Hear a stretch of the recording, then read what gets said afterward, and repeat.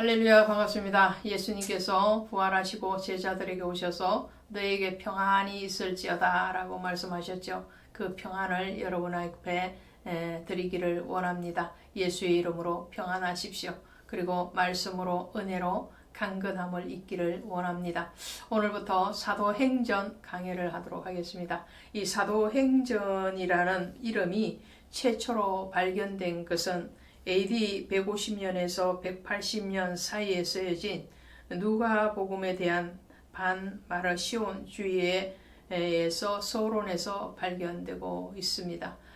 그러니까 사도행전에서 말을 하고 있는 주요 내용이 무엇인가 하면요, 바로 사도들을 통해서 교회와 하나님의 나라가 확장되어져 가는 것을 말을 하고 있죠.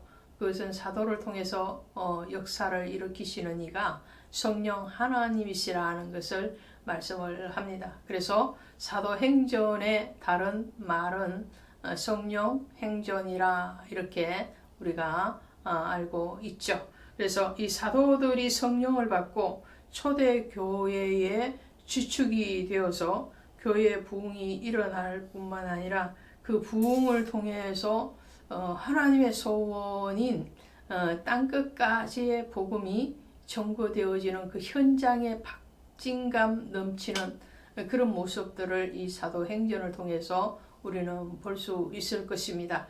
여러분의 소원이 무엇입니까? 예수님의 소원은 무엇이었을까요? 또 저의 소원은 무엇일까요? 목회를 하고 있는 현장의 목회자로서 안전하으나 꿈에도 소원이 바로 하나님의 나라의 확장의 한 일원으로서의 충성되어지는 것입니다. 그래서 제가 섬기고 있는 등대교회, 또 바이블 스토리 산책 방송을 통해서, 또 김포 종의 신학을 통해서 하나님의 나라가 건강하게 말씀대로 이루어지고 그 이루어지는 현장 가운데서 오늘 우리가 사역하기를 원하는 그 소원이라는 것이죠. 주님의 소원도 바로 아버지의 뜻이 땅에서 이루어지는 것이지 않았겠습니까?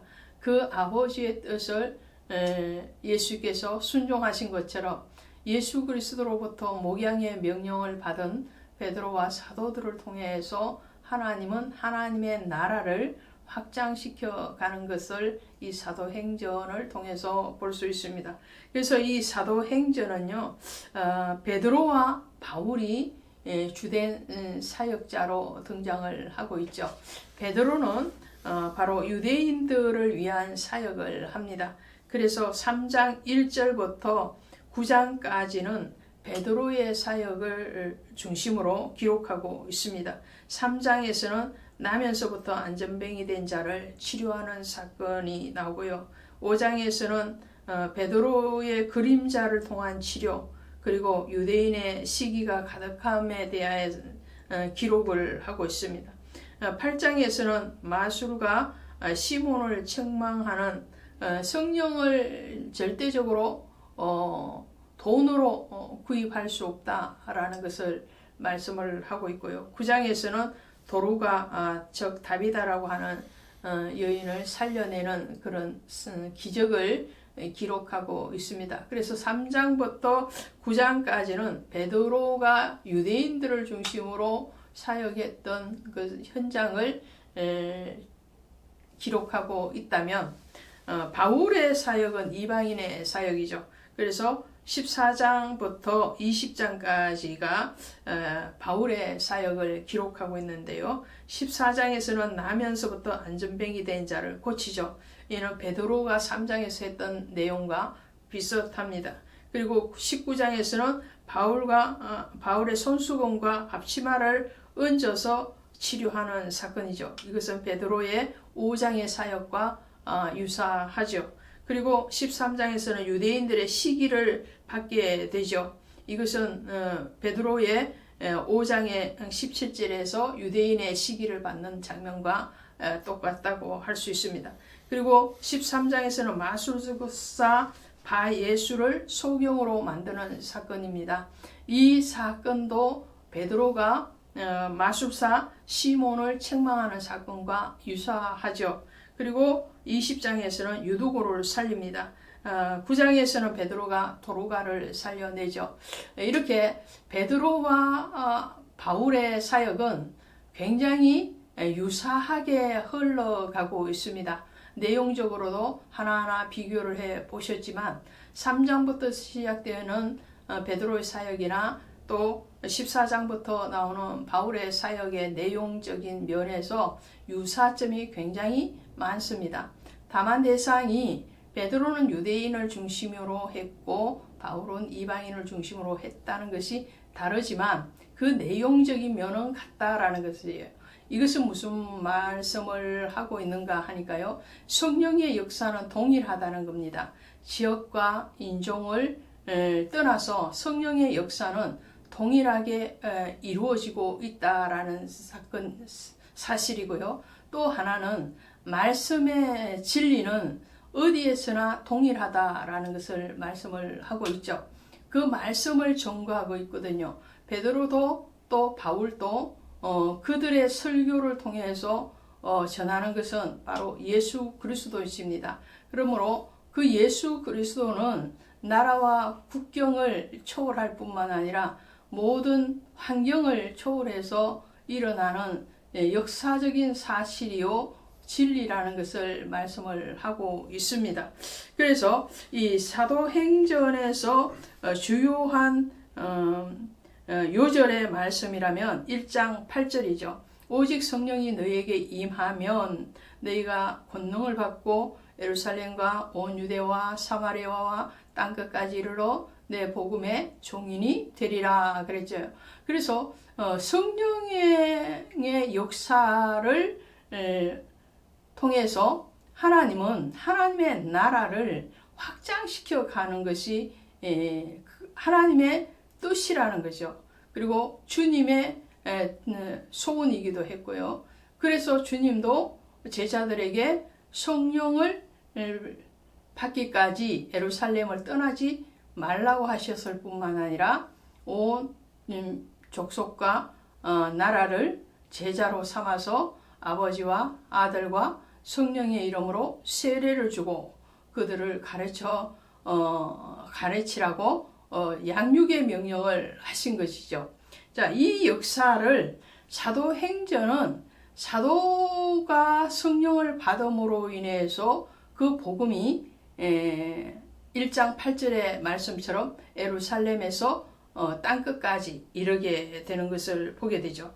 또 이 땅끝의 개념은 사도행전을 보면은 그 당시의 땅끝의 개념은 로마였다라는 것을 알 수 있습니다. 그래서 땅끝까지의 복음이 마태복음 28장에서 예수 그리스도께서 부활하시고 제자들에게 온 민족을 제자로 삼아라 라는 말씀이 사도행전 1장 8절에서 성령이 임함으로 그 성령을 받은 제자와 무리들을 통해서 사도행전 28장 16절에 가시면 로마까지 이르는 것으로 마치게 되죠. 이방인의 사역으로 옮겨 유대인의 사역이 이방인의 사역으로 예루살렘에서 받은 그 성령으로 말미암아서 예루살렘과 유대와 사마리아와 땅끝이었던 그 로마로 복음이 확장되어져 가는 그 흐름을 오늘 사도행전은 우리에게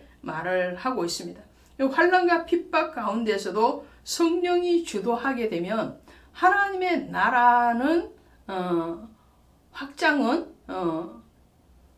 멈출 수가 없다라는 것을 말씀을 합니다. 사도행전에서도 제자들이 또 사도들이 핍박을 받습니다. 그런데 그 핍박을 피하여서 흩어져 가서도 그들이 전하는 것은 오직 예수였다는 것을 알게 됩니다. 그리고 이 사도행전의 또 다른 특징은 바로 사복음서의 후속편이다라는 것이죠. 신약 성경 중에서 다른 어떠한 성경책도 사복음서의 연속선상에서 출발하지 않습니다.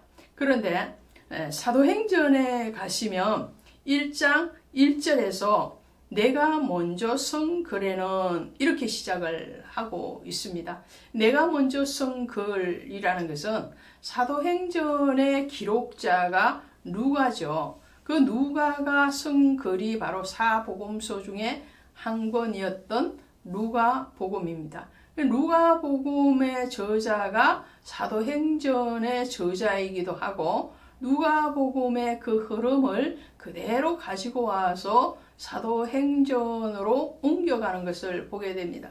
그러니까 예수 그리스도의 죽으심과 부활로 누가복음 24장이 막을 내리게 되는데 사도행전 1장에서 예수께서 성천하시는 것으로 다시 출발을 하게 되거든요. 그러므로 이 사복음서와 연속성상에 있는 것이 바로 이 사도행전이다라는 것을 우리가 알 수 있게 되죠. 그러므로 이 사도행전의 기록 시기는 AD 60년에서 62년으로 보고 있습니다.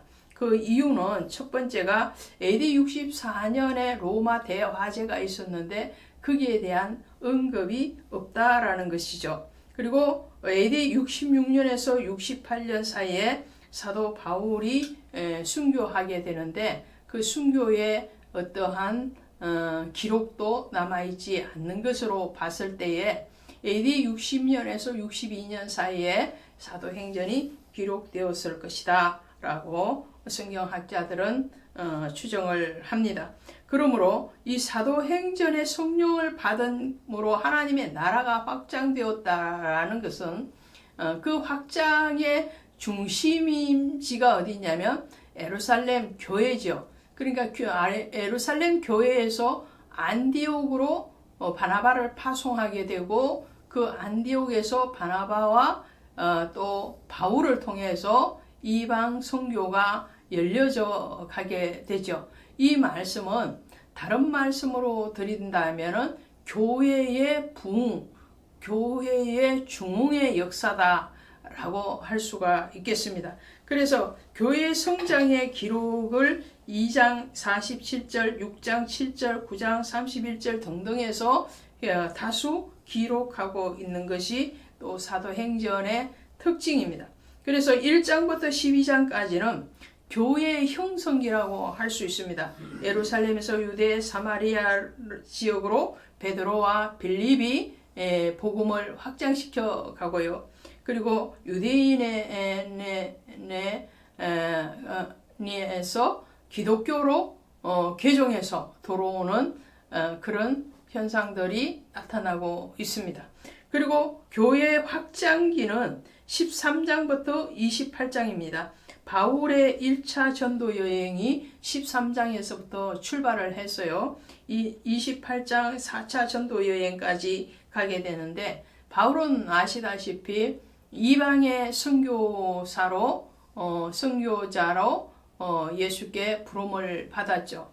그 부름받은 그 이유대로 그리고 그의 부름받은 어떤 목적대로 바울은 이방의 전도를 확실하게 해갔고 그 결과로 많은 교회들이 세워져 가는 것을 사도행전을 통해서 우리는 확인할 수 있고 이후에 고린도 교회나 에베소 교회나 이런 빌립보 교회나 교회들이 탄생하는 것을 우리가 보게 됩니다. 오늘 사도행전을 통해서 하나님의 소원 또 예수 그리스도의 소원 사도들의 소원일 뿐만 아니라 오늘날 저를 비롯한 모든 목회자들 그리고 모든 성도들의 소원이 바로 하나님의 나라의 확장이고 교회의 부흥과 성장이라는 것을 다시 한번 기억하면서 내적으로나 외적으로나 우리의 심령과 또한 몸된 교회들이 성장해가는 놀라운 변화의 역사가 일어나기를 주 예수의 이름으로 축원드립니다. 고맙습니다.